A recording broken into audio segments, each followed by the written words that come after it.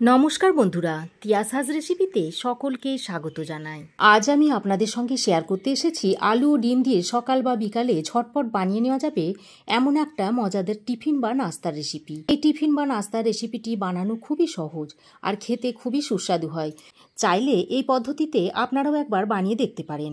আর বন্ধুরা, ভিডিওটা স্কিপ না করে শেষ পর্যন্ত দেখার জন্য আপনাদের কাছে অনুরোধ রইল। আর আপনি যদি চ্যানেলে নতুন হয়ে থাকেন তো চ্যানেলটিকে সাবস্ক্রাইব করার অনুরোধ রইল। তো রেসিপিটা তৈরি করার জন্য এখানে আমি একটা বড় বাটির মধ্যে নিয়ে নিচ্ছি 1 কাপ মতো ময়দা। আমি এখানে ময়দা নিচ্ছি, আপনারা চাইলে আটা ময়দা যে কোনো একটা নিতে পারেন কিংবা দুটো মিশিয়েও করে নিতে পারেন। এবার আমি এই ময়দার মধ্যে দিয়ে দিচ্ছি স্বাদ মতো নুন আর দিয়ে দিচ্ছি 1 টেবিল চামচ মতো সাদা তেল। তবে আপনারা নাস্তাটা যদি একটু খাস্তা বানাতে চান তাহলে তেলটা একটু বেশি পরিমাণে দিয়ে দেবেন। এবার আমি তেল, নুন আর ময়দাটাকে খুব ভালো করে হাতের সাহায্যে মিশিয়ে নিচ্ছি। নুন আর তেলটা ময়দার সঙ্গে ভালো করে মিশিয়ে নেওয়া হয়ে গেলে এবার আমি এর মধ্যে অল্প অল্প জল দিয়ে একটা ডো তৈরি করে নেব।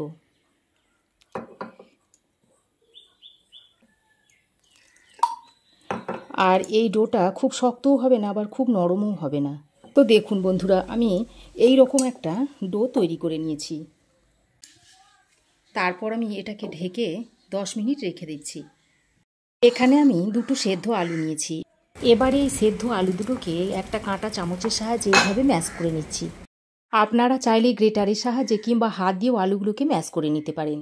দেখুন, আলুগুলোকে আমি খুব ভালোভাবে ম্যাশ করে নিয়েছি আর আলুর মধ্যে একটুও দানাভাব নেই। এবার ফ্রাই প্যান গরম করে দিয়ে দিচ্ছি 1 চামচ সাদা তেল। তেল ভালোভাবে গরম হয়ে এলে এবার আমি এখানে দুটো ডিম একটা বাটির মধ্যে ভেঙে নিয়েছি। তারপর এই ডিম দুটোকে গরম তেলের মধ্যে দিয়ে দিচ্ছি। সঙ্গে একটু স্বাদ মতো নুন আর সামান্য একটু হলুদের গুঁড়ো দিয়ে এই ডিমটা দিয়ে একটা ভুজিয়া তৈরি করে নিচ্ছি। ডিম সবসময় ভেঙে তারপর ব্যবহার করবেন, তা না হলে ডিম যদি খারাপ থাকে তাহলে বুঝতে পারবেন না। দেখুন, ডিমের ভুজিয়াটা তৈরি হয়ে গেছে। এবার এটাকে নামিয়ে নিচ্ছি। ডিমের ভুজিয়াটা হালকা একটু ঠান্ডা হয়ে গেলে এই আলুর মধ্যে আমি ঢেলে দিচ্ছি।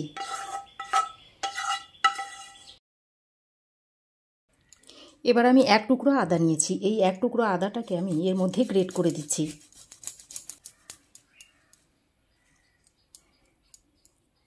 দুটো কাঁচা লঙ্কাকে কুচিয়ে আমি এর মধ্যে দিয়ে দিচ্ছি। এবার আমি এর মধ্যে দিয়ে দিচ্ছি একটা মিডিয়াম সাইজের কুচনো পেঁয়াজ।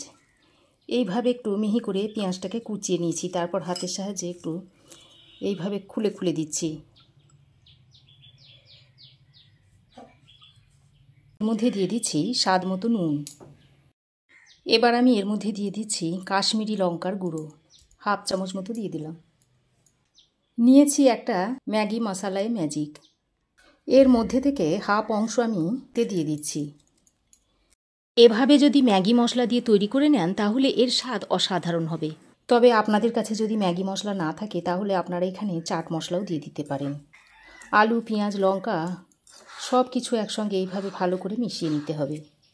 দেখুন, সব কিছুকে একসঙ্গে ভালো করে মিশিয়ে পুরটা আমি তৈরি করে নিয়েছি।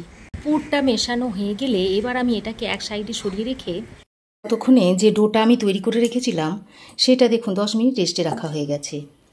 এবার এটাকে আরও একটু ভালো করে মেখে নিতে হবে। আরও ভালো করে মেখে নিয়ে এইভাবে একটু হাতের সাহায্যে লম্বা শেপ দিয়ে নিচ্ছি। তারপর একটা চাকির উপরে রেখে এইভাবে লম্বা শেপ দিয়ে নিচ্ছি। লম্বা শেপ দিয়ে নেওয়া হয়ে গেলে এবার এর মধ্যে থেকে সমান মাপের কয়েকটা লেচি আমি কেটে নিচ্ছি। মাঝারি সাইজের লেচিগুলোকে আমি কেটে নিচ্ছি। দেখুন, এই সাইজের করে লেচি আমি কেটে নিয়েছি। তারপর এগুলোকে গোল বলের শেপ দিয়ে নিচ্ছি যাতে বেলার সুবিধা হয় সেই জন্য। দেখুন, সবগুলো লেচি থেকে আমি গোল বলের শেপ দিয়ে নিয়েছি। এবার এর মধ্যে থেকে একটা লেচি নিয়ে একটু পাতলা করে একটা রুটি তৈরি করে নেব। আর এই রুটিটা বেলতে আমার তেল কিংবা আটা কিছুই লাগছে না, তবে যদি আপনাদের লাগে একটু দিয়ে নেবেন। দেখুন, আমি এরকম একটা পাতলা করে রুটি তৈরি করে নিয়েছি। রুটিটা বেলা হয়ে গেলে এই পুরের মধ্যে থেকে পুর নিয়ে এই মাঝ বরাবর দিয়ে দিতে হবে। এবার আমি রুটিটাকে এইভাবে মুড়ে নিচ্ছি।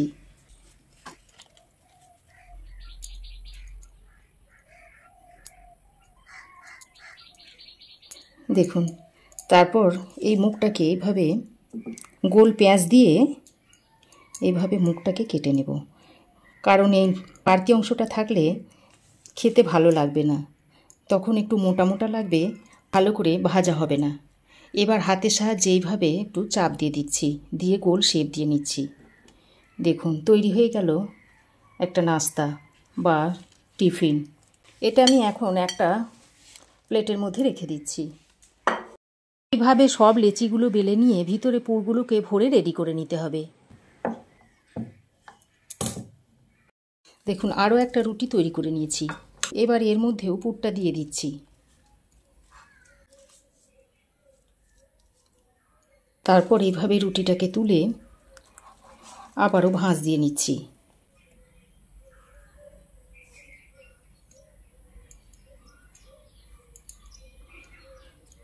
তারপর এইভাবে পেঁচিয়ে পেঁচিয়ে এক্সট্রা ময়দাটা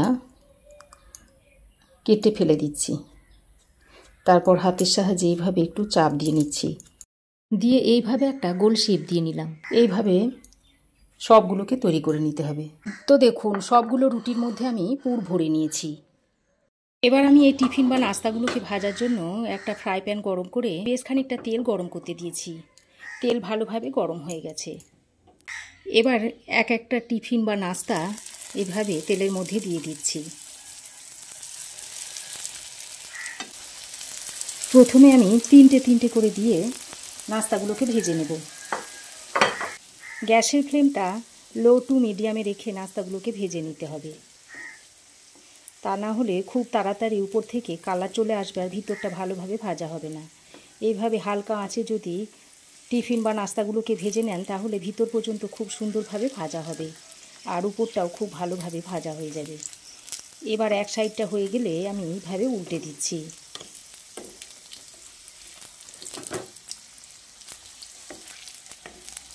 এভাবে উল্টে পাল্টে গোল্ডেন করে ভেজে নেব। দেখুন, টিফিনগুলো খুব সুন্দরভাবে ভাজা হয়ে গেছে আর দেখুন কত সুন্দর কালার এসেছে। হাতে বেশ কিছুটা সময় নিয়ে টিফিনগুলোকে ভেজে নেবেন, তাহলে দেখবেন খেতে খুব ভালো হবে।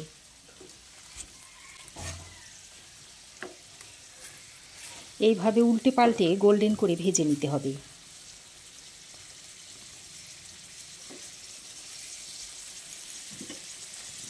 তো দেখুন, টিফিনগুলো খুব ভালোভাবে ভাজা হয়ে গেছে। এবার আমি এগুলোকে তুলে একটা প্লেটের মধ্যে রেখে দিচ্ছি।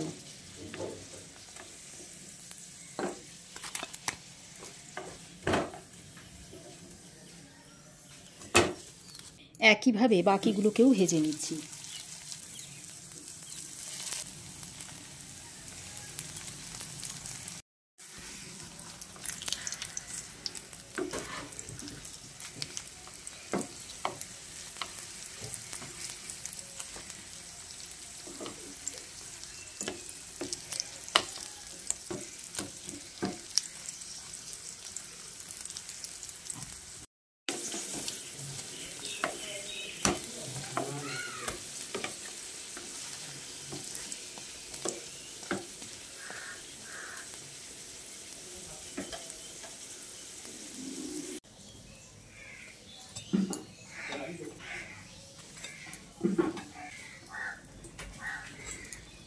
তো দেখুন, তৈরি হয়ে গেল গরমা গরম টিফিন বা নাস্তার রেসিপি। এর মধ্যে থেকে আপনাদের একটা ভেঙে দেখাচ্ছি। দেখুন, ভিতরটা দেখুন কত সুন্দর হয়েছে। তো আপনারাও একবার এইভাবে বানিয়ে খান, আর কেমন হয়েছে অবশ্যই একটা কমেন্ট করে জানান। ভালো লাগলে রেসিপিতে একটা লাইক দেবেন আর বন্ধুদের সঙ্গে বেশি বেশি শেয়ার করার চেষ্টা করবেন। পাশে থাকা বেল আইকনটা অবশ্যই প্রেস করে দেবেন, তাহলে আমি যখনই কোনো নতুন ভিডিও আপলোড দেব সর্বপ্রথম নোটিফিকেশন আপনার কাছে গিয়ে পৌঁছাবে। আর চ্যানেলে যদি নতুন হয়ে থাকেন তো চ্যানেলটাকে সাবস্ক্রাইব করার অনুরোধ রইল। আজ এ পর্যন্তই, আবার দেখা হবে নতুন কোনো রেসিপি নিয়ে নেক্সট এপিসোডে।